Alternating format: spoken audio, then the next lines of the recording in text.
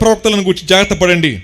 వారు గొర్రెల చర్మములు వేసుకొని మీ యొద్దకు వత్తురు, కానీ లోపల క్రూరమైన తోడేళ్ళు అనే మాట. ఎవరు చెప్తున్నారు ఈ మాట? ప్రభువే చెప్తా ఉన్నాడు. చాలామంది చివరి దినాల్లో వస్తారు, వాక్యపరిచర్య చేస్తారు, కానీ వారు క్రూరమైన తోడేళ్ళు అనే మాట. పాత నిబంధన గ్రంథంలో అబద్ధ ప్రవక్తలు ఉండేవాళ్ళు. వాళ్ళు ఎలా గుర్తుపట్టొచ్చండి అంటే, ఇలా గుర్తుపెట్టండి, జాగ్రత్త గుర్తుపెట్టుకోండి మాటలు. ఒకటి, అబద్ధ ప్రవక్త ఎప్పుడు కూడా ప్రజల్ని ప్రభువుని సంతోషపెడతాడు, దేవుని సంతోషపెట్టలేడు. ప్రజల్ని ప్రభువుని సంతోషపెట్టడానికి దేవుని మాటగా ప్రకటిస్తారు, కానీ అక్కడ దేవుని యొక్క కార్యాలు జరగవు. మళ్ళీ చెప్తా ఉన్నాను, ఆ దినాల్లో అబద్ధ ప్రవక్తలు రాజును సంతోషపెట్టాలి, ప్రజలను సంతోషపెట్టాలి, కాబట్టి నిలబడి అంటారు, దేవుడు నాతో ఇలా చెప్పాడు కాబట్టి మేము ఇలా చెప్తున్నాను అని చెప్పి అంటాడు. ప్రియమైన వాళ్ళారా, ఎవరైతే మారు మనస్సు గురించి కాకుండా, పాపాన్ని గురించి కాకుండా, మన స్థితిని గురించి కాకుండా మాట్లాడి కేవలం భౌతిక సంబంధమైన వాటి మీద మన మనసు పెడతారో గుర్తుపెట్టుకోండి, వారు క్రూరమైన తోడేళ్ళు అనే మాట. రెండో మాట చెప్తాను, అబద్ధ ప్రవక్తలు ఎప్పుడు కూడా దేవుని గురించి తక్కువ మాట్లాడతారు, వారి గురించి ఎక్కువ మాట్లాడుతూ ఉంటారు. దేవుని గురించి తక్కువ మాట్లాడిన తర్వాత చివరికి అంటారు, ఇది దేవుని నామాలు జరిగింది అంటారు అనమాట. ఇంకో మాట అంటారు, యేసుప్రభు నమ్ముకొని చాలని చెప్పి అంటారు. మరి గంటసేపు ఇలాంటి వారు గుర్తుపట్టాలని చెప్పంటారు వేదాంతులు.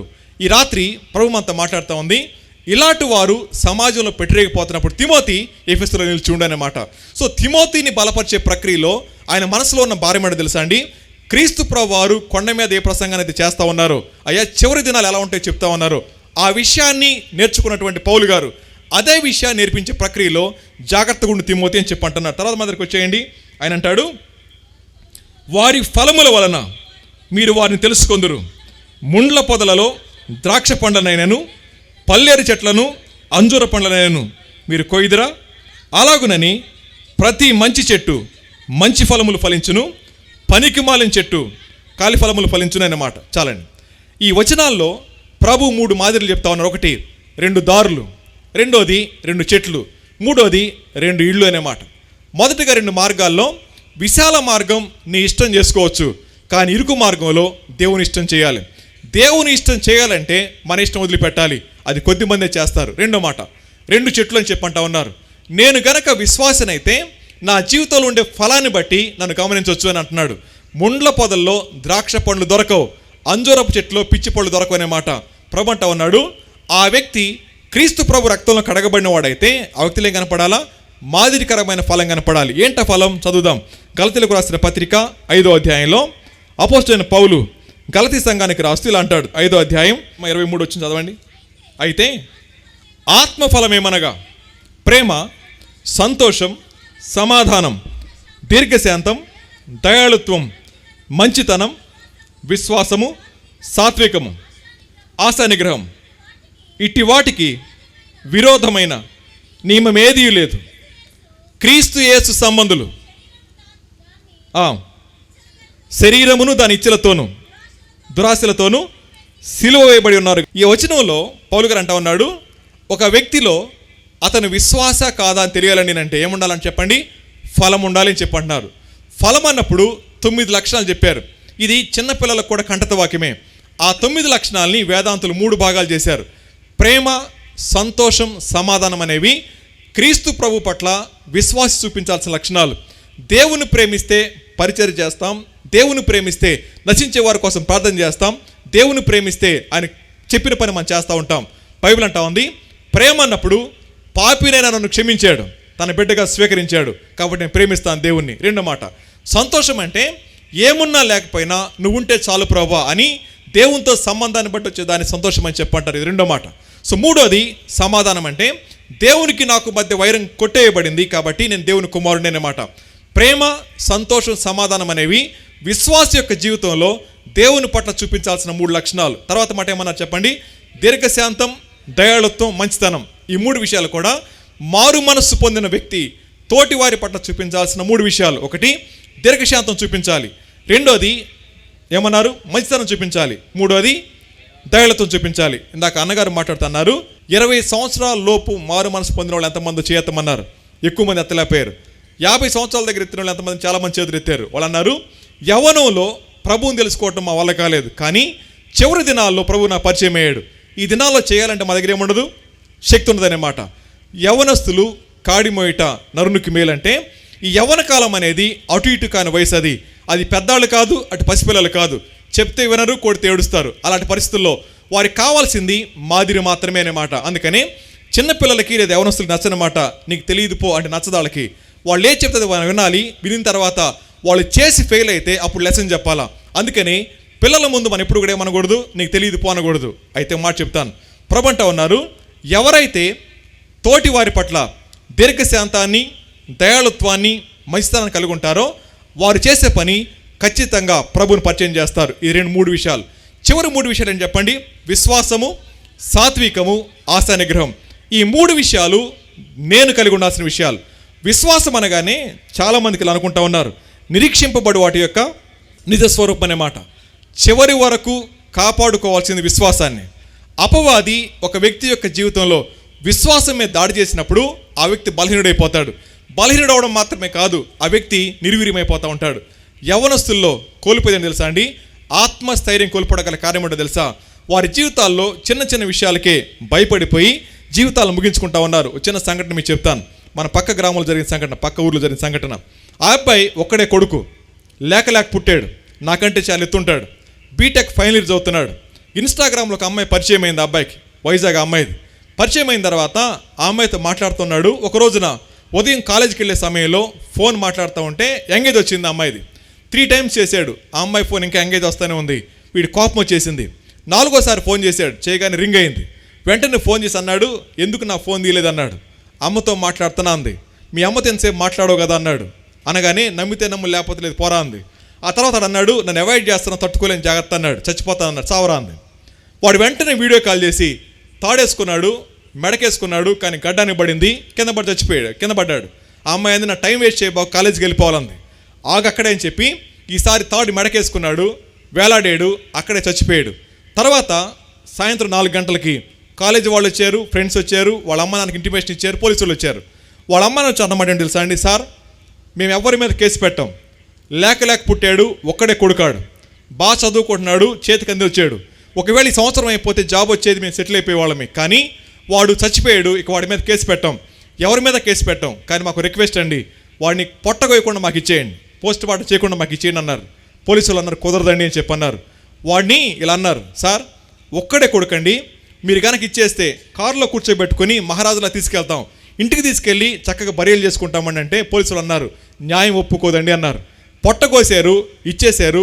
వాళ్ళ అమ్మాయి ఇచ్చే మాట, అరే ఏం తక్కువైందని సూసైడ్ చేసుకున్నావు, ఆ అమ్మాయి కాకపోతే ఇంకెవరు లేరనే మాట. చిన్నపాటి ఆవేశం దగ్గర జీవితాన్ని కోల్పోయాడు. ఇది చిన్న సంఘటన. రెండో సంఘటన కూడా మీకు చెప్తాను, జాగ్రత్త వినండి. అదే గ్రామంలో, అదే ఊర్లో పొద్దున్నే కాలేజీకి వెళ్తుంది. అమ్మ క్యారేజ్ కట్టించింది, ఆర్టీసీ బస్ ఎక్కెళ్ళింది. అమ్మ జాగ్రత్త అంది, సరేనమ్మ జాగ్రత్తకి వెళ్ళి వస్తా అంది. కాలేజీకి రాగానే బాయ్ ఫ్రెండ్ ఫోన్ చేసింది, అరే నాకు డేట్ రాలేదురా అంది. ఏమైంది అన్నాడు. నేను ప్రెగ్నెంట్ అయ్యానంది. మరి ఇప్పుడు ఏం చేద్దామన్నాడు. నాకు అబార్షన్ చేయించంది. ఫ్రెండ్స్ దగ్గర మాట్లాడారు, ఒక ఆర్ఎంపీ డాక్టర్ మాట్లాడుకున్నారు. 5,000 రూపాయలకు ఒప్పుకున్నాడు ఆయన. 5,000 పోగాని అమ్మాయిని టేబుల్ ఎక్కిచ్చారు. అబార్షన్ చేస్తున్నాడు, బ్లీడింగ్ కంట్రోల్ కాలే, చచ్చిపోయింది ఆ పిల్ల. చనిపోయిన తర్వాత అమ్మాయిని మార్చురికి తీసుకెళ్ళారు, ఇటు పారిపోయారు. సాయంత్రం ఇంటికి ఫోన్ చేశారు, అమ్మ ఒకసారి హాస్పిటల్కి వస్తారా, ఏమైంది బాబా, ఒకసారి వస్తారా, ఏమైందమ్మా అంటే మీ పిల్లకి బాగాలేదు, ఒకసారి చూదురుగా రండి అనగానే వచ్చింది. బల్ల మీద పిల్లని చూసింది, కళ్ళు తిరిగి కింద పడిపోయింది. సో తెల్లవారు తీసుకెళ్ళారు. ఇంట్లో ఆ అమ్మాయిని పెట్టారు, శ్రద్ధాంజలి ఫ్లెక్సీ పెట్టారు. ఒక ఆయన వెళ్తే ఇలా అడిగాడు, ఎలా చచ్చిపోయింది పిల్ల అని చెప్పి. అప్పుడు ఇలా అనుకుంటున్నారు, పెంపకం సరిగ్గా ఉంటేగా. ఇంట్లో బరిదగించారు, ఊరి మీద వదిలేరు, అది ఎవరితో తిరిగిందంట, పాడైపోయారంట. అమ్మకు తెలుసా సంగతి? ఆ పిల్ల చేసే సంగతి అమ్మ తెలుసా? తెలియదు. నాన్న తెలుసా? తెలియదు. కానీ ఆమె చచ్చింది, కానీ నెప్ప ఎవరికి వెళ్ళింది చెప్పండి? అమ్మ నాన్నకి వెళ్ళిపోయింది. కనీ పెంచిన పుణ్యానికి వారికి ఇచ్చే బహుమానం ఏంటంటే వారి విలక్షణమైన జీవితం కాదు, విచ్చలవిడి జీవితం, విశృంఖలమైన జీవితం. మనిషి సత్యాన్ని ఎరగకపోతే తాత్కాలికమైన సుఖాల కోసం పాడైపోతా ఉన్నారు. ఒక యవనస్తుల గురించి చెప్పాను, యవనస్తురాల గురించి చెప్పాను. ఇద్దరు కూడా ఉన్నతమైన స్థానంలో ఉన్నవాళ్లే, వాళ్ళిద్దరు కూడా గ్రాడ్యుయేట్సే. కానీ వారు నేర్చుకుంది తాత్కాలికమైన సుఖాలు ఎలా తెచ్చుకోవాలో ఇష్టపడ్డారు. ఆ సుఖాల వెంట పరిగెడుతూ జీవితాన్ని కోల్పోతూ ఉన్నారు. వారి విశ్వాసం ఏంటండి అంటే మేము ఏదైనా చేయగలం, ఏ స్థాయికైనా వెళ్ళగలం, మా జీవితాన్ని కట్టుకోగలం అనుకున్నారు. అయితే ప్రశ్న అడుగుతాను, ఈ దినాన్న యవనస్తులు ఎంత అజ్ఞానం ఉన్నారో ఒక మాట చెప్తాను. ఒకసారి చూడండి, నేను గాల్లో ఒక బొమ్మ గీస్తా. ఆ బొమ్మ మీకు కనబడుతుంది. కనబడిన తర్వాత ఆ బొమ్మ ఏంటో మీరు చెప్పాలా. నా వేలు చూడండి, అది మీకు కనబడుతుంది. కనబడపోతే నేను చేయగలిగింది ఏమీ లేదు. కళ్ళు తెరిచి చూడండి, నేను బొమ్మ గీస్తున్నాను. ఏం బొమ్మ అది? ఎవరు చెప్పారు మీకు లవ్ సింబల్ అని? పాస్టర్ గారు చెప్పారా? సైన్స్ మేడం చెప్పిందా? మీ అమ్మ చెప్పిందా? నాన్న చెప్పారా? టీచర్ చెప్పారా? ఎవరు చెప్పారు? గాల్లో బొమ్మ గీస్తే, అది గాలి బొమ్మ కాదు, గాల్లో బొమ్మ గీస్తే మీరేమన్నారు చెప్పండి? లవ్ సింబల్ అని చెప్పన్నారు. ఎవరో మీ మనసుల్లో ఒక విషయాన్ని నాటేశారు. నేను గీయటమే కాదు, ఎక్కడ బొమ్మ చూసినా మీకు ఏమనిపిస్తుంది చెప్పండి? ప్రేమ గుర్తని చెప్పన్నారు కదా. కొంచెం తెలివైన వాళ్ళు ఏమంటారు? అది గుండె సింబల్ అన్నయ్య అంటారు. అంతేగా? సరే ఒకసారి చూడండి, సామెతల గ్రంథం 7వ అధ్యాయం 23 వచ్చిన చదువుకుందాం. తనకు ప్రాణహానికరమైన ఎరుగక ఉరి యొద్దకు పక్షి త్వరపడినట్లు వాని గుండెను అంబు చీల్చే వరకు. లవ్ సింబల్ చెప్పిన చూడండి, వాని గుండెకి ఇది గుండెలోకి అంబు అంటే ఏం చెప్పండి? బాణమే కదా. ఇప్పుడు కళ్ళు ఓపెన్ చేసి చెప్పండి, గుండెల్లోకి బాణం వేస్తే ప్రేమ పుట్టుద్దా, ప్రాణం పోద్దా? ప్రాణం పోయేదాన్ని ప్రేమ సింబల్ అనాలా, డేంజర్ సింబల్ అనాలా? మరి మీరు ఎందుకని లవ్ సింబల్ అన్నారు? మీరు సత్యంలో ఉన్నారా, అసత్యంలో ఉన్నారా? బైబిల్ చెప్పింది నిజమా, మీరు నమ్మేది నిజమా? అర్థమవుతుంది మాట. ఒకవేళ ఈ రాత్రి మాట వినిన తర్వాత ఇది పిచ్చి పట్టును సార్, ఎవరినో తప్పు తీసుకొచ్చారు అనుకుంటున్నారు కదా. నేను తప్పు అవ్వచ్చేమో, కానీ బైబిల్ ఎప్పటికీ తప్పు కాదు. సో బైబిల్ అంటా ఉంది, తనకు ప్రాణహానికరమైన ఎరుగక ఉరి యొద్దకు పక్షి త్వరపడినట్లు వాని గుండెను అంబు చీల్చే వరకు. వాడు ఫోన్ చేస్తే లిఫ్ట్ చేయకపోతే ఉరేసుకు చచ్చిపోయాడు. ఆ అమ్మాయి నమ్మింది, పాడైపోయింది, జీవితాన్ని పాడు చేసుకు చచ్చిపోయింది. ఇద్దరు వ్యక్తులు కూడా ప్రేమ అనే ముసుగులో జీవితాన్ని ముగించేసుకున్నారు. ప్రియమైన వాళ్ళారా, ఈ రాత్రి ఇక్కడ కూర్చుని మీద ప్రశ్న అడుగుతాను. విశ్వాసం మీద దాడండి అంటే యవనస్తులకి చాలా నమ్మకం ఎక్కువ. ఏమైనా చేయగలమని, ఎలాగైనా చేయగలమని, మనకున్న జ్ఞానంతో అమ్మ నాన్న మోసం చేయొచ్చు అనే మాట.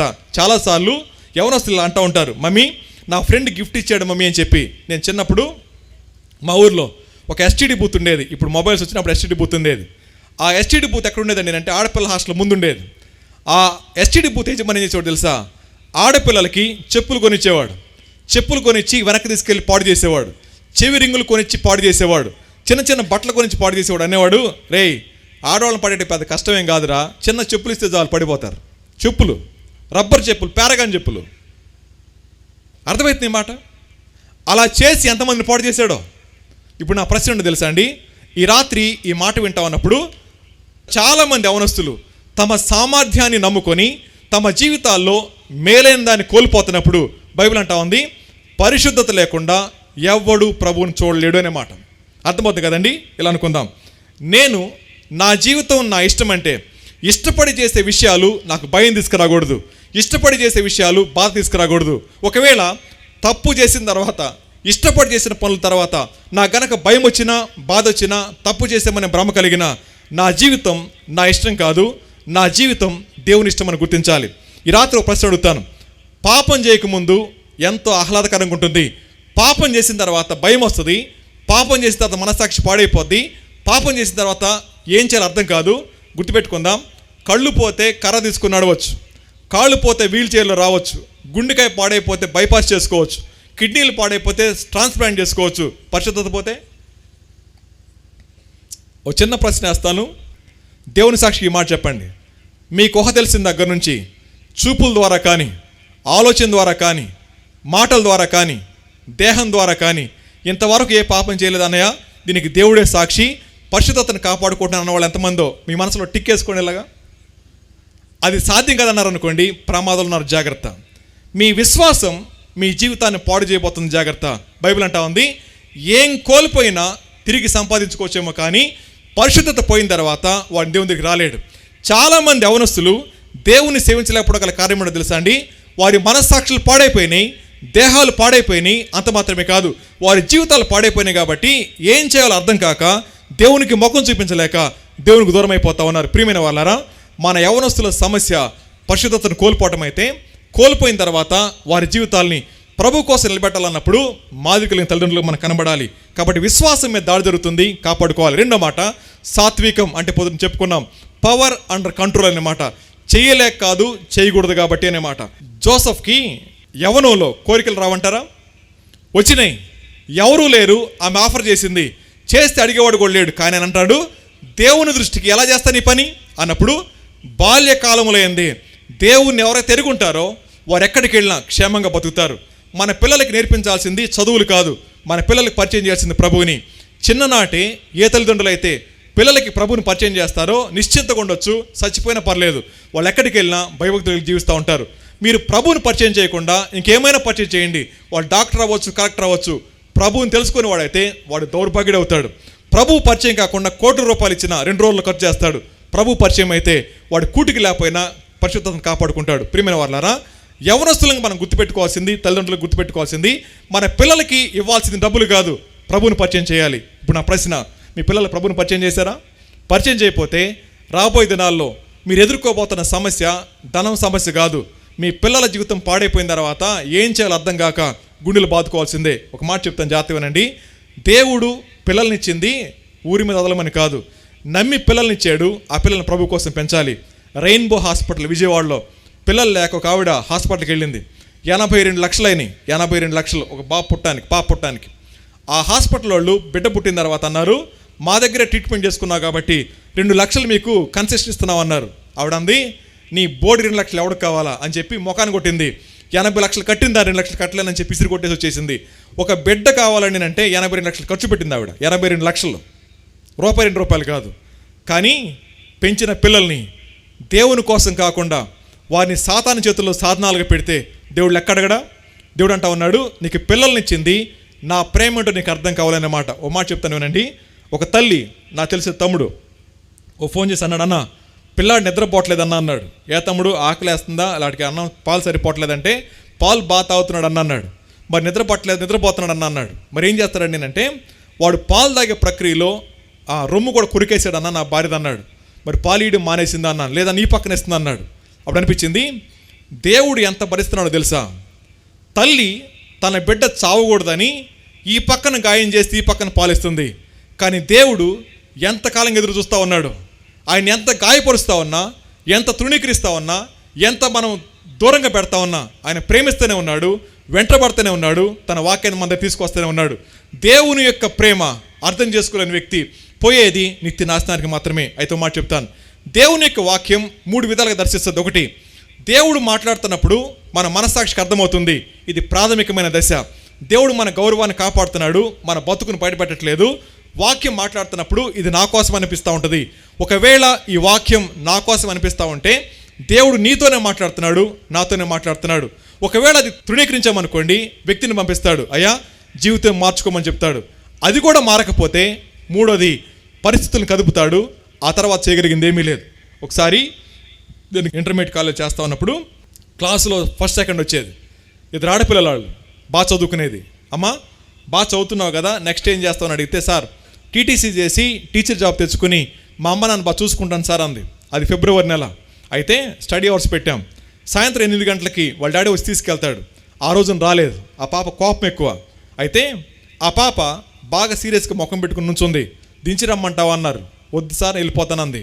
ఆ అమ్మ ఏం చేసేదండి అంటే, ఒక అబ్బాయిని ప్రేమించింది, తప్పని చెప్పాం, వినలేదు. చేయి కోసుకునేది ఆ పిల్ల. వాష్రూమ్కి వెళ్ళి చేయి కోసుకుని వచ్చేది. చేయి మీద ఎంత గాయమైన ఎంత చుక్కరాదు కంటి నుంచి. ఆ అమ్మాయి అటువంటిది. ఆ రోజున వాళ్ళ నాన్న రాలేదు, ఇంటికి వెళ్ళిపోయింది. వెళ్ళిపోయిన తర్వాత వెళ్ళి అలిగి పడుకుంది. రాత్రి 12కి వాళ్ళ నాన్నని కాల్చి బూడిద చేశారు. ఎందుకు చెప్తాను, అది అడవి ప్రాంతం. రాత్రి కట్టెలు కొట్టుకొని ట్రాక్టర్ దిగుతూ ఉంది. నాన్న కట్టెల మీద కూర్చున్నాడు, ట్రాక్టర్ కిందకి దిగుతుంది. ఒక ఆయన చుట్ట తర్వాత పైకి వస్తున్నాడు. రేయ్ పోలీసు వాళ్ళు ఉన్నారా అని అడిగాడు. ఆడు చుట్ట తీసి ఊ అన్నాడు. ఆడు ఊయటానికన్నాడో ఉన్నారని చెప్పడా తెలియదు. ఆడు ఊ అనగానే ఉన్నారనుకొని చెప్పి జారిపోయాడు. కట్టెలోడితో లారీ ట్రాక్టర్ దిగుతుంది. ట్రాక్టర్ కింద పడిపోయాడు, తల మీద ఎక్కింది, చచ్చిపోగానే కేసు అవుతుందని చెప్పి ఆ అరగంటలో ఆయన తీసుకెళ్ళి కాల్చి పడేశారు. పొద్దున్నే వెళ్ళాం. ఆ పాప అంది, సార్ మా నాన్నని ముఖం కూడా చూపించలేదు సార్, మా నాన్న బూడి చేశారు సార్ అంది. ఏం పర్లేదులేమ్మా, పర్లేదు, మేము అందరం ఉన్నాం కదా, మేము చక్కగా చదువుకున్నాం. ఆ ఫిబ్రవరిలో ఆ నాన్న చనిపోయాడు, మేలో పెళ్ళి అయిపోయింది. నెక్స్ట్ ఇయర్కి బాబు పుట్టాడు, కూలి పనికి వెళ్తుంది. ఎందుకు ఈ మాట చెప్పానంటే, జీవితం తల్లకిందులు అవడం పెద్ద కష్టం కాదు. దేవుడు మాట్లాడినప్పుడు వినకపోతే పరిస్థితులు కదుపుతాడు. ఈ రాత్రి నా జీవితంలో మాట చెప్తాను. దేవుడు హెచ్చరించారు, పట్టించుకోలేదు. వ్యక్తులను పంపించారు, లెక్క చేయలేదు. పరిస్థితులు కదిపారు, పట్టించుకోలేదు. మా నాన్నగారు ఎట్ ద ఏజ్ ఆఫ్ 46, 46 సంవత్సరాల వయసులో డాక్టర్గా చేసేవారు. ఆయన ఉస్మానియా హాస్పిటల్లో చనిపోయారు. ఆయన చనిపోయిన తర్వాత మా నాన్నంటే భలే ధైర్యం, నాకు మా నాన్నంటే భలే సంతోషంగా ఉండేది. అన్నీ షేర్ చేసుకునే వాళ్ళమి, స్నేహితుల్లో ఉండేవాళ్ళమి. ఒక్కసారిగా నాన్న చనిపోయిన తర్వాత అందరూ వచ్చి అంటున్నారు, పెద్దోడా నువ్వే చూసుకోవాలి అమ్మని, పెద్దోడా చెల్లి నువ్వు చూసుకోవాలి, పెద్దోడా తమ్ముడిని చూసుకోవాలి. ఏం చూసుకుంటాం? అప్పటిదాకా మన జీవితం సరిపోయింది. ఒక్కసారిగా నా ప్రపంచం తిరిగిపోయింది. పాపం చేసేదానికి మనసు ఉంది కానీ చేయడానికి చేతులు రావట్లేదు. ఎందుకు తెలుసా అండి? ఆలోచనలన్నీ మారిపోతా ఉన్నాయి. దేవుడు బుద్ధి చెప్పడం పెద్ద కష్టం కాదు. దేవుని యొక్క మాటను ఎవరైతే నిర్లక్ష్యపరుస్తారో ఒక్కసారిగా తలకిందులైపోతే జాగ్రత్త. అందుకే బైబిల్ అంటది, దేవుని చేతుల్లో పట్టడం బహుభయంకరం. ఒకవేళ ఈ రాత్రి ఎవరైతే తమ జీవితాల్లో విశ్వాసాన్ని అంటే మీకున్న నమ్మకాన్ని పెట్టుకొని సాత్వికాన్ని అంటే మీరు చేయగలిగిన సామర్థ్యం ఉండి చేయకుండా మౌనంగా ఉండకుండా దాన్ని విర్రవీగి చేస్తూ ఉన్నారో నష్టం వచ్చిన తర్వాత గుండెలు బాదుకున్నా తిరిగి మళ్ళా రారు. రెండో మాట. మూడోది ఆశా నిగ్రహం అనే మాట. ఆశా నిగ్రహం అన్నప్పుడు యవనస్తుల్లో లేనిది వారికి కావాల్సిన ఆశా నిగ్రహమే. ఆశా నిగ్రహం లేకపోతే కోల్పోతే తిరిగి మళ్ళీ పొందుకోలేని వాటిని కోల్పోతారు. అందుకే బైబిల్ అంటా ఉంది, ఎవరు తమ జీవితాల్లో ఆశా నిగ్రహాన్ని కలిగి జీవించలేరో వారి జీవితాల్లో ఎదుర్కొనేది నిరాశ నిస్పృహలు మాత్రం ఎదుర్కొంటూ ఉంటారు. బైబిల్ అంటా ఉంది, ఎవరైతే ఈ ఆత్మఫలాన్ని కలిగి ఉంటారో, ఈ 9 లక్షణాలని ఎవరైతే కలిగి ఉంటారో అట్టివారు మాత్రమే నా సంబంధులు అని చెప్పంటా ఉన్నారు. ఇప్పుడు చెప్పండి, ఈ 9 లక్షలు మనలో ఉన్నాయా? ఇంటికి వెళ్ళి ఆలోచించండి. ఈ 9 లక్షణాలు రాసుకొని ఏ ఒక్కటి లేకపోయినా అది కుళ్ళిపోయిన ఫలం అంటారు, అది ఆత్మఫలం అని చెప్పన్నారు. ఆత్మఫలం కావాలని అంటే తప్పకుండా ఆ 9 విషయాలు కలిగి ఉండాలి. ఏ ఒక్కటి లేకపోయినా వాడు దేవుని సంబంధి కాడు అనే మాట. చివరిగా చూడండి, ఆయన అంటున్నాడు మత్తయి సువార్త 7వ అధ్యాయంలోనే 22వ వచనం చదువుకుందాం. అనేకులు నన్ను చూచి ప్రభువా ప్రభువా మేము నీ నామమున ప్రవచింపలేదా, నీ నామమున దెయ్యములు వెళ్ళగొట్టలేదా, నీ నామమున అనేకమైన అద్భుతములు చేయలేదా చెప్పుదురు. అప్పుడు నేను మిమ్మల్ని ఎన్నడూ నెరగను, అక్రమము చేయవాలారా నా ఎదురు నుండి పోండి అని చెప్పు. చాలు. దేవుని చేత ఎరగబడాలని అంటే ఇలా బతకాల. 2 దారుల్లో ఇరుకు మార్గాన్ని ఎన్నుకోవాలి, 2 చెట్లలో మంచి ఫలాలు ఫలించాలి, మూడోదిగా మంచి పునాది మీద ఇల్లు కట్టుకోవాలి. అలా లేకపోతే దేవుడు అంటా ఉన్నాడు, మీరెవరో నాకు తెలియదు. వీళ్ళు అనుకుందాం, ప్రభా విస్తారమైన పరిచయం చేసిన ప్రభా నువ్వెవరు నాకు తెలియదు అంటే ఎంత భయంకరం అది. అందుకే పౌలు గారు అన్నాడు, తిమోతి నాకు ఆయన తెలుసు, ఆయనకి నేను తెలుసు అనే మాట. ఈ సామాన్యమైన అవగాహన లేని వ్యక్తి దేవుని కోసం మాదిరిగా జీవించలేడు. ఏ విషయాల్లో మనం మాదిరిగా ఉండాలన్నప్పుడు తిమోతికి రాసిన 2వ పత్రిక 3వ అధ్యాయం 1 నుంచి 7 వచనాల్లో ఏముంటుందండి అంటే, అంత్య దినములలో అపాయకరమైన కాలం వచ్చిందని తెలుసుకొనము, ఏలయనగా మనుషులు స్వార్థ ప్రియులు అనే మాట. చాలు, స్వార్థ ప్రియులు అనే మాట. మీ అందరి దగ్గర మొబైల్స్ ఉన్నాయి. ఇప్పుడు సెల్ఫీ తీసుకున్నారా? సెల్ఫీ తీసుకున్నారా? సెల్ఫీ ఎప్పుడు తీసుకుంటారు? మేకప్ వేసా ఏకముందా? పొద్దున్న అంటుల్లో వేటప్పుడు, ఇల్లు ఉడిచేటప్పుడు, నిద్ర లేవగానే జుట్టు జరిగిపోయినట్టు తీసుకుంటారు సెల్ఫీలు. ఎందుకని తీసుకోరు? మీ ముఖమేగా. అర్థమవుతున్న మాట. జాగ్రత్త. లేని దాన్ని చూపించాలనే తపనలో ఈ తరం కనపడతా ఉంది. సెల్ఫీ మాయలో పడిపోయి శవాల దగ్గర తీసుకున్న కొంతమంది, శవాలు అయిపోతున్న వాళ్ళు కొంతమంది. అలా అయిపోవడం గల కారణం ఉండేది అండి, పోయే కాలం వచ్చింది కాబట్టి అంత్యకాలం అని చెప్పంటారు. తిమోతి అంత్యకాలంలో ఇలాంటి వాళ్ళు దూరంగా ఉండనమాట. అంటే సెల్ఫీలో దూరంగా ఉండాలి. ఎంతమంది దూరంగా ఉండాలా? తర్వాత పాటు అంటాడు అదే అధ్యాయంలో, తల్లిదండ్రులకు అవిధేయులు, కృతజ్ఞత లేని వారు, అపవిత్రులు, అనురాగరహితులు, అతిద్వేషులు, అపవాదకులు, అజితేంద్రియులు అనే మాట. అజితేంద్రియులు అంటే ఇంద్రియాలు అంటే ఏం చెప్పండి అమ్మా? కన్ను ముక్కు చెవి నోరు కదా. ఆ విషయాల్లో ఓడిపోయేవాళ్ళు. ఏది చూడకూడదు చూసేవాళ్ళు, ఏది మాట్లాడకూడదు మాట్లాడేవాళ్ళు, ఏది తాకకూడదు తాకేవాళ్ళు, ఏది వినకూడదు వినేవాళ్ళు. అజితేంద్రియులు అంటే వారి సమయాన్ని వ్యర్థమైన వాటి కోసం ఖర్చు పెట్టేవాళ్ళు అన్నమాట. అర్ధరాత్రి సెల్ ఫోన్ తిడికి ఏం పని పడుకోకుండా, అర్థమవుతుందా? దుప్పట ముసుకేసుకొని సెల్ ఫోన్ మాట్లాడుకుంటూ అమ్మగారి కనపడుకుంటూ చేసేవాళ్ళు చాలామంది. ఒక ఊర్లో పాస్టర్ గారు హౌస్ విజిటింగ్కి వెళ్ళారు. సో వెళ్తే మధ్యాహ్నం పూట పాస్టర్ గారు వెళ్ళారు. ఇంట్లో తలుపు కొట్టారు. ఇంట్లో ఎవరు లేరు అన్నారు. మరి అమ్మ ఎవరు? పాస్టర్ గారు అన్నారు, అరే మేమేరా తలుపుది అన్నారు. లేరు, మా అమ్మోళ్ళు బయటికి వెళ్ళారు అంది. వెనక డోర్ తెలిసి ఉంటుందని తెలిసి వీళ్ళకి వెళ్ళారు. వెళ్ళగా ఇల్లంతా చీకటిగా ఉంది. పాస్టర్ మనకు అర్థం కాల, ఏం చేస్తుంది చీకట్లు ఈ పాప అని చెప్పి గబగబా బెడ్రూమ్లోకి వెళ్ళేసరికి దుప్పటంతా ముసుకేసుకుని, ఎరా జ్వరం వచ్చిందని చెప్పి దుప్పటి తీసింది.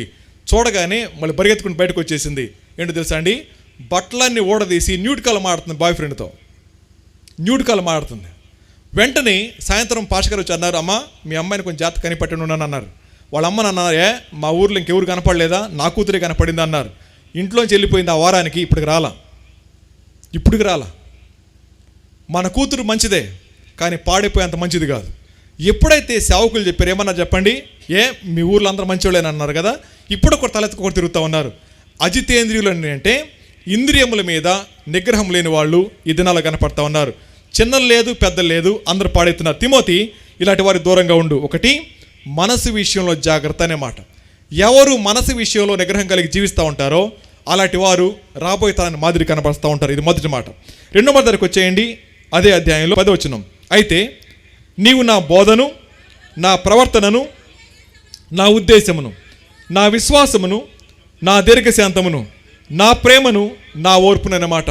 యవనస్తులకి ఈ 7 విషయాల్లో మాదిరి చూపించాలి. తిమోతి, నేను ఎలా బతికానో నీకు తెలుసు, ఎలా శ్రమ అనుభవించానో నీకు తెలుసు, కాబట్టి నా బోధ నీకు తెలుసు, నా బ్రతుకు నీకు తెలుసు అన్నప్పుడు మనసు విషయంలో జాగ్రత్త, మాదిరి విషయంలో జాగ్రత్త. రెండో జాగ్రత్త. చివరిగా 3వ మాట చదవండి, ముగిద్దాం. 14 చదువుదాం.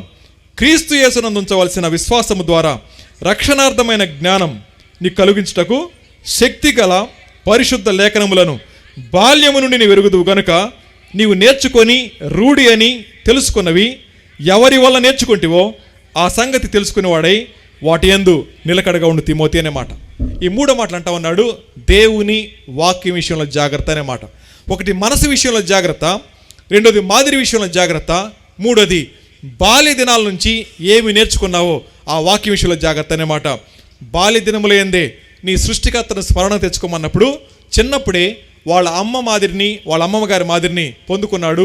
అక్కడి నుంచి లేఖనాలు అర్థమైనాయి. కాబట్టి యవ్వన కాలంలో ఆత్మీయ తండ్రి అయిన పౌలు గారి దగ్గర ఆయన మాదిరిని కనపరుచుకుంటా ఉన్నాడు. బాలుడిగా కుటుంబం నేర్పింది, యవనస్తుడిగా కాపరి నేర్పారు. ఆ ఇద్దరి జీవితాలని ముందు పెట్టుకుంటే ఒక సంఘానికి సేవకుడయ్యాడు. మన పిల్లలు చిన్నప్పుడే సంఘానికి రావాలి, యవనస్తులుగా సేవకుల మాటని, వాక్యాన్ని వినాలి. ఎవరైతే అలా మాదిరి కలిగి జీవిస్తూ ఉంటారో రాబోయే తరానికి బలమైన సేవకులు అవుతారు. అలాంటి తిమోతి లేపబడాలని అంటే కుటుంబంలో క్రమశిక్షణ మొదలవ్వాలి, సంఘంలో క్రమశిక్షణ మొదలవ్వాలి, వారి జీవితాలు మాదిరి కలిగి జీవించాలి. అటువంటి కృప దేవుడు మనకు దయచేయను గాక. తల వంచండి, కళ్ళు మూసుకోండి, చిన్న ప్రార్థన చేసుకుందాం. ప్రేమ నమ్మకం కలిగిన మా ప్రియ పరలోకపు తండ్రి, మిమ్మల్ని ఎరిగామని చెప్పుకునే మేము మీ చేత ఎరగబడిన వారంగా మీకేది ఆయాస్కరమైన విషయాలు ప్రభా వాటిని విడిచిపెట్టి రాబోయే తరాన్ని సిద్ధపరిచే ప్రక్రియలో మా వంతు బాధ్యతకు మేము జీవించగల కృప చూపించండి. తిమోతి గారితో పౌలు గారు చెప్పినట్లుగా నేను దేవుని ఎరుగుదును, ప్రభు తన వారిని ఎరుగునన్నమాట. దేవా, మిమ్మల్ని ఎరగడం మాత్రమే కాక మీ చేత ఎరగబడిన వారంగా రాబోయే తరాన్ని మీ కొరకు సంసిద్ధం చేసే ప్రక్రియలో మా అందరినీ పాలిభాగస్తులు చేయమని వేడుకుంటా ఉన్నాను. దేవా, విన్న వాక్యాన్ని మా అందరి అంతరంగాలు ముదించబడడానికి సహాయం చేయండి. దేవా, ఎవరైతే అంతరంగాల్లో వాక్యాన్ని గురించి ఆలోచిస్తూ ఉన్నారో వాక్యాన్ని స్థిరపరచండి ప్రభా. నీ దాసుడి యొక్క పరిచయం దీవించబడడానికి సహాయం చేయండి. రాబోయే దినాల ప్రభా మరి ఎక్కువ మందికి దేవునికరంగా, అనేక మందికి ఆశీర్వకరంగా నీ సేవకుని యొక్క పరిచయం దీవించమని మీ దగ్గర హస్తాలకు అప్పగించుకుంటూ యేసు ప్రభు నామములో అడిగి వేడుకుని ప్రార్థిస్తున్నాము తండ్రి, ఆమేన్.